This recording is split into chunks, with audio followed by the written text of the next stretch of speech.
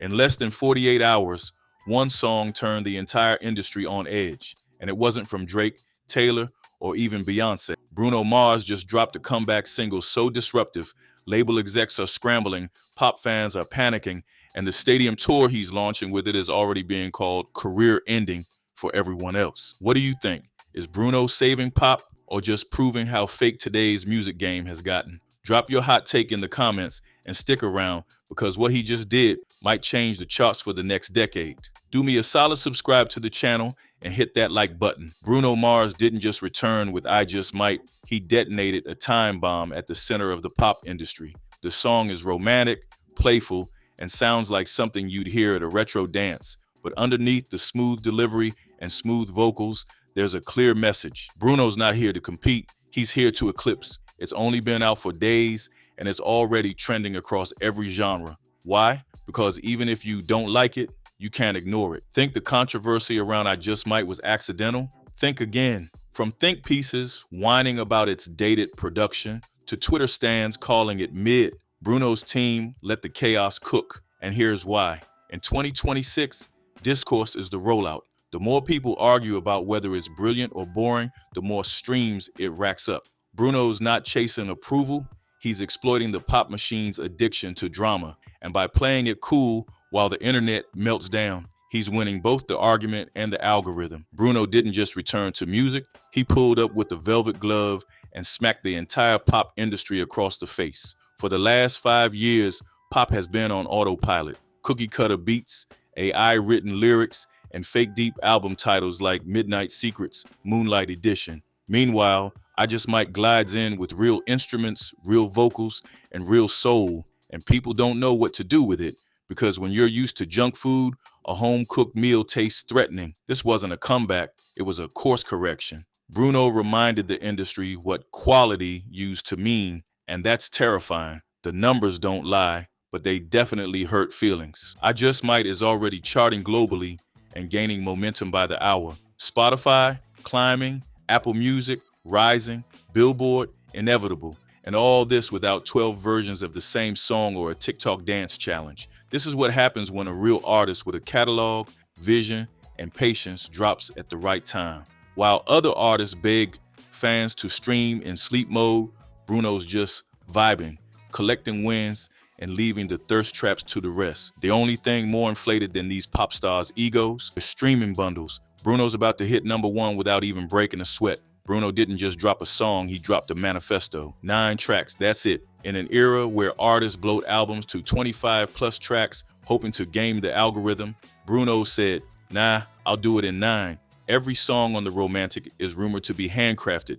No filler, no fluff. And with I Just Might as the intro, he's telling the industry, quality isn't optional anymore, it's the standard. And it's crazy how threatening that sounds when everyone else is used to mid. In a world full of playlists, Bruno's dropping a statement piece. This isn't an album, it's a warning shot. Bruno Mars is finally stepping into the gladiator ring, and he's not here to play nice. For all his past accolades, he's never done a full stadium tour. But now, he's joining the elite club. Beyonce, The Weeknd, Taylor, Kendrick. The Romantic Tour is Bruno's declaration that he's done being the underrated superstar. And if you look at the venues, the cities, the demand, it's already looking like 2026's biggest tour. And the crazy thing, he's not just showing up, he's shutting it down. He's not on tour, he's on a victory lap. And this time, everyone's going to see it happen. Bruno said no to label robots and yes to real artists. This tour isn't filled with pop puppets or trendy TikTok mascots. Bruno built the lineup with intention. He's bringing Leon Thomas, Victoria Monet, Ray, and Anderson Paak. Translation? It's a soul funk R&B masterclass, not an influencer showcase. The vibes are grown, the talent is real, and the message is loud. Bruno is curating a sound, not chasing a trend. Labels hate this. Why?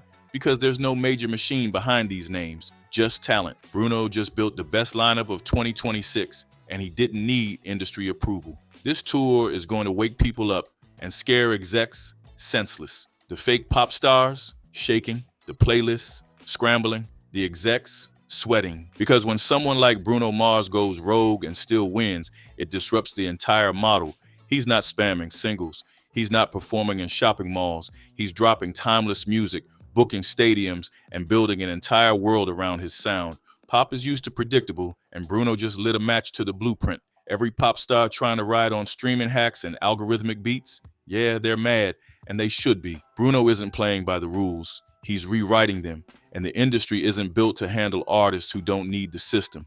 Silk Sonic wasn't a side project. It was a setup. Bruno Mars and Anderson Paak didn't drop Leave the Door Open to win awards. They dropped it to shift the sound. Silk Sonic reintroduced harmonies, horns, and vintage soul to a generation raised on trap hi-hats and TikTok hooks. And Bruno's fans followed him there. Then came the Lady Gaga collab, another vintage pop banger. Now with I Just Might, he's triangulating those styles into a new genre space that's completely his. This ain't nostalgia, it's evolution. And the fans, they're eating it up. Let's cut the nice talk. The labels are panicking. Why? Because Bruno just did everything they tell you not to do. He disappeared for nearly a decade. He doesn't post thirst traps. He refuses to overshare. He drops 9 songs instead of 30. And despite all of that, he's charting, trending, and touring stadiums. He's proof that the system doesn't work without genuine artistry behind it. And if that message catches on, a lot of pop careers vanish overnight. Bruno doesn't need the machine, and the machine knows it. That's not just rare, it's dangerous. If you're still here, you're part of the 1% that actually cares about real music, not just numbers and PR stunts. So hit that like button, subscribe to Celebrity Unraveled, and drop a comment if you think Bruno just changed the game again. Because from here on out, it only gets wilder, and the industry plants aren't gonna like where this goes. You thought it was just a cute little retro jam? Think again. I Just Might is deceptively deep.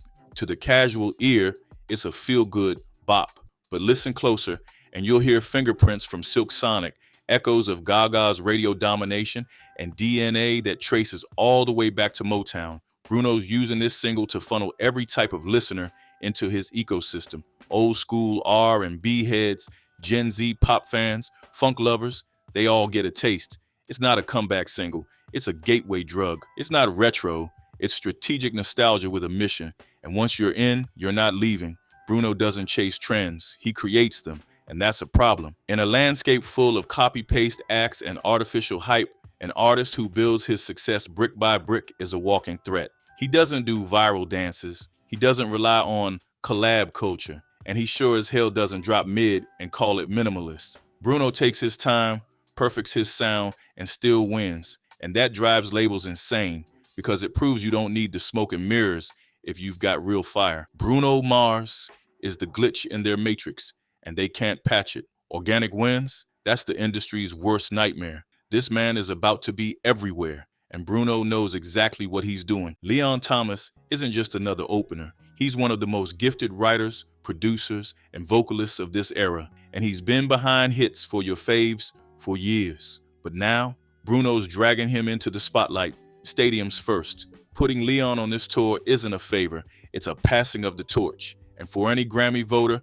label exec, or clout-chasing playlist curator who still doubted him, watching Leon blow the roof off arenas will be the last box he ever needs to check. Bruno Mars isn't promoting an album. He's launching a musical universe. With The Romantic, he's not just reviving retro sounds, he's threading decades of music together and letting artists like Anderson Paak, Victoria Monet, and Leon Thomas live inside it. This isn't branding, it's world building. From the Gaga collab to the Silk Sonic textures, it's all connected. And it's a blueprint most of these label-bred pop stars can't replicate because they've never built anything real. Bruno's not in a rollout, he's in a renaissance. And every tour stop, song drop, and co-sign proves it. Bruno's not oversharing, he's over it. In an industry where your favorite pop stars are out here trauma dumping on IG Live just to sell a single, Bruno Mars is silent. No messy breakups, no cryptic tweets, no PR planned vulnerability arcs. He disappears, then he drops a classic, and somehow he still trends, still charts, still books stadiums. That's called presence without desperation.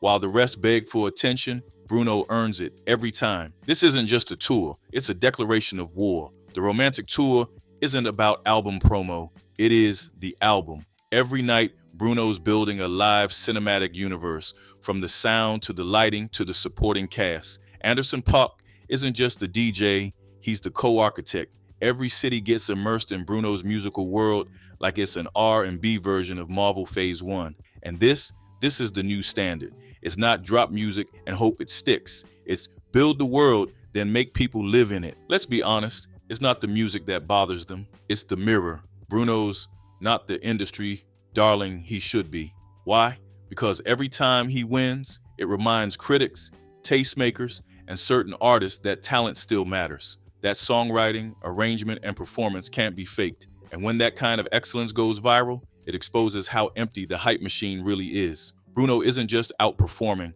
he's outlasting. He doesn't need your approval. He's got your audience. And that's what's really making people sweat. Remember 2016? Bruno had 24K Magic.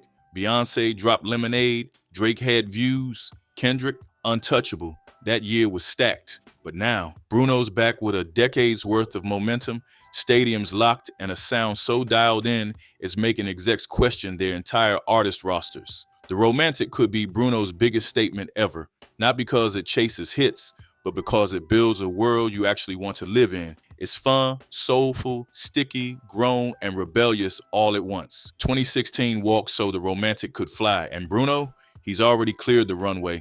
So let's recap. Bruno Mars disappeared for a decade and came back to terrify the entire music industry without breaking a sweat. He didn't drop 30 songs, he dropped one. He didn't follow trends, he reset them. And with this album, this tour, and this ecosystem he's curating, Bruno just made one thing painfully clear. You can fake streams, you can fake buzz, but you can't fake greatness. And if this is how we're starting 2026, don't be surprised when it becomes legendary. Stay tuned. Don't forget to subscribe. Peace.